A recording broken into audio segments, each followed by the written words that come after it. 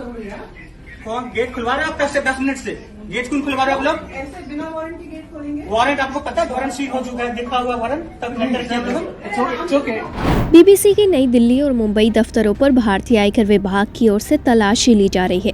हालांकि ये पहले कहा जा रहा था कि ये रेड है, लेकिन बाद में उसे तलाशी या सर्वे का नाम दे दिया गया। इनकम टैक्स विभाग के अधिकारी अभी भी बीबीसी के नई दिल्ली और मुंबई दफ्तर में मौजूद हैं। बीबीसी के कई कर्मचारी इस बिल्डिंग से जा चुके हैं, लेकिन कुछ कर्मचारी को यहाँ रहने के लिए कहा गया है और वे मंगलवार सुबह से चल रही इनकम टैक्स विभाग के अधिकारियों की पूछताछ में सहयोग कर रहे हैं। हालांकि बीबीसी प्रेस ऑफिस की ओर से एक बयान भी कहा गया है कि हम अपने कर्मचारियों की मदद कर रहे हैं। हमें उम्मीद है कि स्थिति जल्द से जल्द सामान्य हो जाएगी। हमारा आउटपुट और पत्रकारिता से जुड़ा काम सामान्य दिनों की तरह चलता रहेगा। हम अपने ऑडियंस को सेवा देने के लिए प्रतिबद्ध है। इस सर्वे को लेकर के तमाम बड़ी पार्टियों के नेताओं के प्रतिक्रियाएं आए हैं, जिसमें विपक्षी कांग्रेस पार्टी के महासचिव केसी वेणुगोपाल ने आयकर विभाग की कार्रवाई पर कहा कि ये निराशा का धुआं है और ये दर्शाता है कि मोदी सरकार आलोचना से डरती है। उन्होंने अपने ट्वीट में लिखा कि हम डराने धमकाने के इन हथकंडों की कड़ी शब्दों में निंदा करते हैं। यह अलोकतांत्रिक और तानाशाही रवैया अब और नहीं चल सकता। लेकिन बीजेपी प्रवक्ता गौरव भाटिया ने बीबीसी को दुनिया की सबसे भ्रष्ट संस्था बताया है। उन्होंने कहा कि भारत एक ऐसा देश है जहां हर संस्था को मौका दिया जाता है तब तक जब तक आप जहर नहीं उगलेंगे। गौरव भाटिया ने यह भी कहा कि तलाशी कानून के दायरे में है और इसकी टाइमिंग का सरकार से कोई लेना देना नहीं है। साथ ही एडिटर्स गिल्ड ऑफ इंडिया ने कहा कि वो इस तलाशी को लेकर बहुत चिंतित हैं।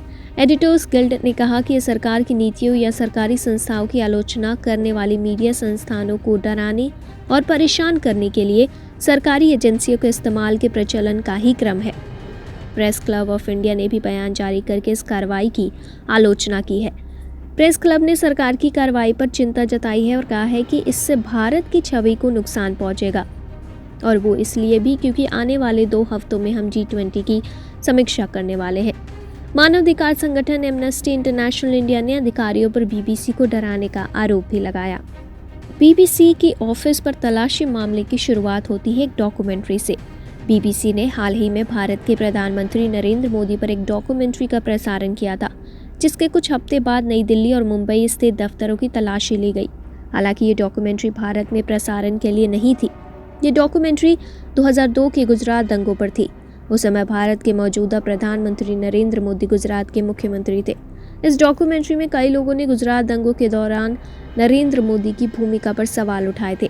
केंद्र सरकार ने इस डॉक्यूमेंट्री को प्रोपेगेंडा और औपनिवेशिक मानसिकता के साथ भारत विरोधी बताते हुए भारत में इसे ऑनलाइन शेयर करने से ब्लॉक करने की कोशिश की।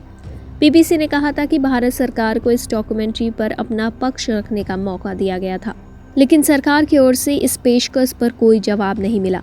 बीबीसी का ये भी कहना है कि इस डॉक्यूमेंट्री पर पूरी गंभीरता के साथ रिसर्च किया गया, कई आवाज़ों और गवाहों को शामिल किया गया और विशेषज्ञों की राय ली गई, और हमने बीजेपी के कई लोगों समेत कई तरह के विचारों को भी शामिल किया। बीते महीने दिल्ली में पुलिस ने इस डॉक्यूमेंट्री को देखने के लिए इकट्ठा हुए छात्रों को भी हिरासत में लिया। जवाहरलाल नेहरू विश्वविद्यालय यानी JNU समेत देश की कई यूनिवर्सिटी इस डॉक्यूमेंट्री को प्रदर्शित किया गया था। हालांकि कई जगह पुलिस और विश्वविद्यालय प्रशासन ने इसे रोकने की कोशिश की थी।